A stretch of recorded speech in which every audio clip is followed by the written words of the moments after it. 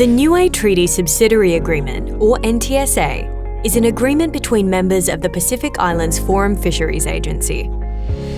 The NTSA allows members to share resources and engage in cooperative maritime compliance and enforcement activities under a legal framework. The NTSA is a tool members can use in both exclusive economic zones and high seas areas, benefiting individual members and the Pacific region alike. While addressing illegal, unreported and unregulated fishing, or IUU fishing, is a key focus of the NTSA, it is also used for wider maritime law enforcement purposes.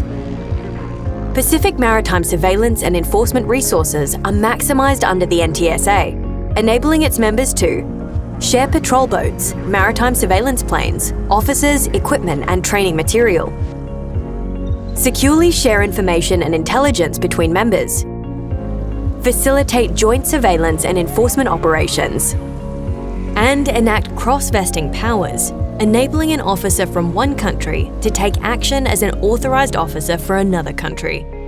The NTSA maximises the operational reach of surveillance and enforcement resources across shared maritime boundaries and the vast waters of the Pacific.